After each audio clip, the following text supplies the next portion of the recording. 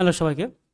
আজকে আমরা ৮ম শ্রেণীর গণিতের ৮.১ এর যে সম্পাদ্যগুলো আছে, সেই সম্পাদ্যগুলো এক, এক করে করব।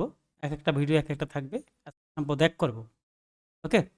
সম্পাদ্য ১ এ বলা আছে কোন চতুর্ভুজের ৪ টি বাহুর দৈর্ঘ্য একটি কোণ দেওয়া আছে, চতুর্ভুজটি আঁকতে হবে। তো চতুর্ভুজটি আঁকার যেহেতু ১ম ভিডিও, তাহলে এক্ষেত্রে আমরা একটু আ আলোচনা করি। আসলে কি, কি ঘটতে পারে বা কি, কি থাকতে পারে, কেমনে আমাদের কৌশল কিভাবে হবে। তো চতুর্ভুজ মানে কি? ৪ টা বাহু থাকবে, হ্যাঁ? আর তার ৪ টা কোণ থাকবে। এর সাথে কিন্তু এই যে কর্ণ মানে চতুর্ভুজের যে বিপরীত দুটো কর্ণ যোগ করলে, হ্যাঁ, এই যে কর্ণ কোণাকুণি যোগ করলে যে রেখা পাওয়া যায়, এটা কিন্তু একটা রেখা। তার মানে ৪ টা বাহু ২ টা, এই দুটো হলো কর্ণ। তাহলে কয়টা হলো? ৪, ৪, ৪ টা বাহু আর ৪ টা কোণ আর ২ টা কোণ, মোট ১০ টা। একটা চতুর্ভুজে ১০ টা উপাত্ত থাকে। ১০ টার মধ্যে যেকোনো মিনিমাম ৫ টা দিলে তাহলে আমি চতুর্ভুজ আঁকতে পারবো। ঠিক আছে? এর কম দিলে পারা যাবে না। বেশি দিতে পারা যাবে, সমস্যা নেই। কিন্তু এই মিনিমাম ৫ টা লাগবে। এখানে আমাদের এই সম্পাদনায় বলা আছে কোন চতুর্ভুজ ৪ টি বাহুর দৈর্ঘ্য, একটি কোণ দেওয়া আছে। তার মানে বাহু আছে ৪ টা, কোণ আছে ১ টা, ৫ টা আছে। হ্যাঁ? এটা আঁকা যাবে, সমস্যা নেই। তাহলে আঁকার ক্ষেত্রে আমরা যেটা করব ফার্স্টে, আমরা ৪ টা বাহুর নাম দেই। একটা দিলাম A, একটা দিলাম B, একটা C, একটা D এবং এই কোণটার নাম দিলাম X।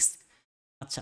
এখন আমরা যেটা করব ফার্স্টে, আমরা যেকোনো এই একটা রেখা নিই, আমরা রেখাটার নাম দেই। যেকোনো রেখা আমরা একটা রেখা নিলাম এবং রেখার যেকোনো রেখা বা যেকোনো কিছু নিলে তার একটা নাম দিতে হয়। আমরা রেখার নাম দিলাম B। যেকোনো রেখা আমরা B নিলাম।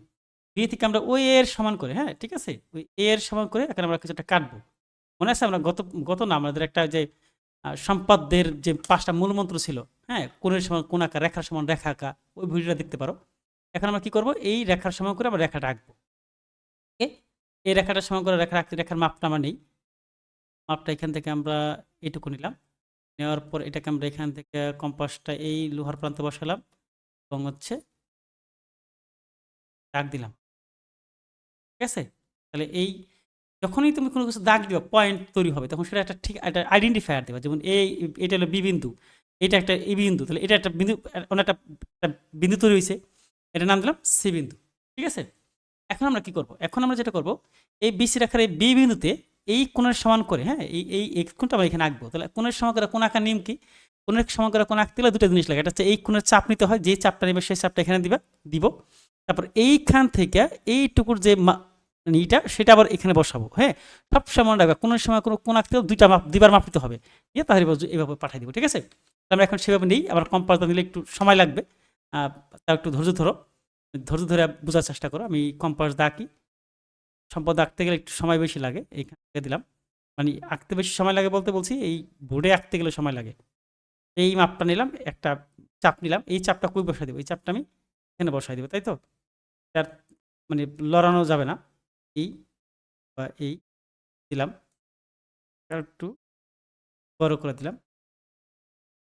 এখন আমাদের মোটামুটি কম্পাসের কাজটা, না কম্পাস এই একটা নিচে আর একটা মাপ নিতে হবে না? আর একটা মাপ বাকি আছে এখান থেকে। এটা হচ্ছে এই যে এইটুকু রিভার্স করে দিই। এখান থেকে এই এই যে মাপটা, ঠিক আছে? এই যে কতখানি এই চাপটি আমরা আবার কি করব? এইখান থেকে এখানে নিব। নেওয়ার পরে দেখি তো বসছে কিনা। মোটামুটি পারফেক্ট হয়ে দিই। এখন আমরা কি করব? এই চাপটা দিলাম। বাস। এবার দেখো, এবার কিন্তু আমাদের এই যে পয়েন্টটা তৈরি হয়ে গেছে, ঠিক না? কোনটা তাহলে এইখানটা কোনটা যাবে রেখাটা? আরে এইখানটা আমাদের ওই রেখাটা যাবে। তাহলে এইখানটা এবার টান দিবা, তাই না? তাহলে আমাদের আমি আমার আছে, আরেকটা জিনিস আছে, ওইটা আনতে হবে। আসতে আছে। এখন আমি এটাকে কি করব? এই দেই।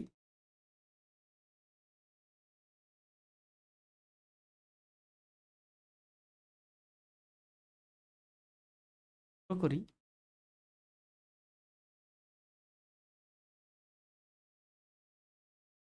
মোটামুটি দেখো আমার তো এই যা এই কোণ সমগ্র যে কোণ ডাকলাম, সেটার নাম কি হবে? সেটার নাম হবে হচ্ছে আ এটার নাম দিলাম হচ্ছে, একটা নাম দাও। এই যে একটা প্রান্ত তৈরি হয়েছে না? নাম দিলাম হচ্ছে এফ। সাথে, সাথে আমরা লেখাও ফেলাই, হ্যাঁ? তাহলে আমাদের লেখাটাও হয়ে যাবে। লেখাটাও অনেক সময় অনেকে বুঝে না। লেখাটা লিখতে গেলে আমরা কি লিখতে পারি দেখো। ফার্স্টে কি করছি আমরা? অঙ্কনের বিবরণ না? অঙ্কনের অঙ্কনের বিবরণ লেখাটা না মানে বুঝতে কষ্ট হতে পারে, আমরা কি লিখবো, যে কোনো বি নেই, বিই থেকে, বিই থেকে আমরা কার সমান করে কাটছি, এর সমান করে, এর সমান সমান করে। আচ্ছা আমার মনে হয় লিখতে সময় লাগবে, আমি জাস্ট মুখে বলতে, এই বি থেকে এই এর সমান করে আমরা কি কাটছি, বিসি কাটছি, ঠিক আছে।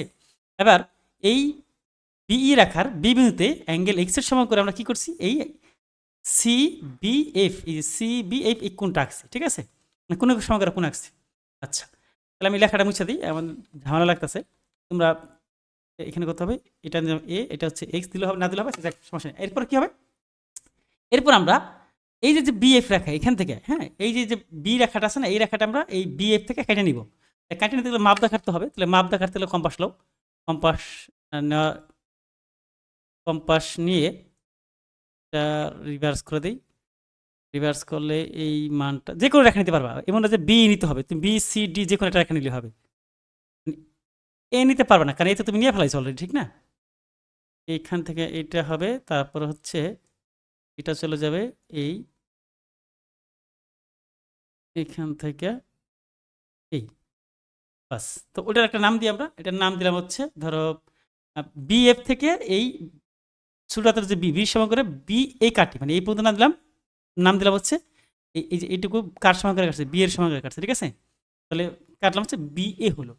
এখন আমরা কি করব, আমরা এই এই রেখার এই যে সি এবং ডি মানে সির সমান ব্যাসার্ধ নিয়ে এখানে আমি লোহার কম্পাসের বান্ধব এখানে চাপ দিব, আবার ডি এর সমান সি রে কেন্দ্র করে ডি এর সমান ব্যাসার্ধ এখানে আটা চাপ দিব, তখন আমার জিনিসটা এরকম হবে, এভাবে যোগ করে দেবো, ঠিক আছে। দেখি কি হয়। আচ্ছা তাহলে আমাদের এখন কি করতে হবে, আমাদের এখন ওই মাপ নিতে হবে, তাই তো। তাহলে মাপ নিয়ে আসি, সির মাপটা নিই, দিই, এর মাপটা কোথায়, আগে বলছি এখান থেকে সি নিতে হবে কোনো কথা না, মানে বি এখানে তুমি সি নিতে পারো, ডি নিতে পারো, একটা নিলেই হবে। নিলাম, নেওয়ার পর আমরা কী করবো এখন, এই এর কেন্দ্র করে এই সির সমান ব্যাসার্ধ, ব্যাসার্ধ বুঝো তো কোনটুকু, আমি দেখাই দিই। এই যে কম্পাসের মাঝখান দূরত্বটা কার সমান নিচ্ছি, ব্যাসার্ধটা সির সমান, ঠিক না। আমার ব্যাসার্ধ, এই ব্যাসার্ধ নিলাম, ব্যাসার্ধ নিয়ে এখানে কী করবো, একটা বৃত্তচাপ আঁকবো, তাই তো। আচ্ছা এই একটা বৃত্তচাপ আঁকলাম।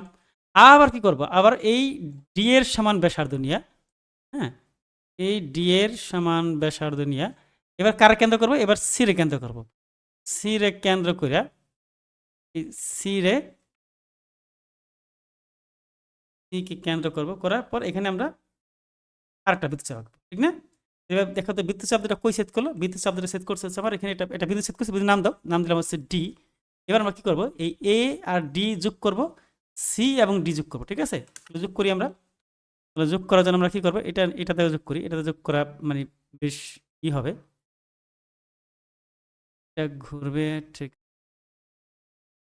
এখন এখান থেকে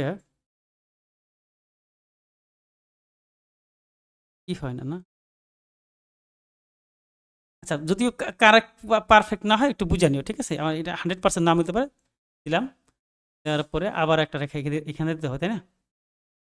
প্রায় হ্যাঁ, এরপরে এখান থেকে বাহ, আমার অনুমান তো দারুণ, বাস ঠিক আছে, এটা হয়ে গেল। তাহলে কি এই নাম দিলাম কি জানি, ও ডি মুছে গেছে না। তাহলে এই যে এ, এই যে A B A B C D, এই একটা চতুর্ভুজ না, এটাই আমার উদ্দিষ্ট চতুর্ভুজ। ওকে ঠিক আছে, আমরা নেক্সট ভিডিওতে আমরা, এটা গেল কোনটা, এটা হচ্ছে আমাদের 1 নাম্বার সম্পদ। এর পরবর্তীটা আমরা করবো হচ্ছে আমাদের এই 2 নাম্বার, যেখানে 4টা বাহু থাকবে, একটা কর্ণ থাকবে। ওকে।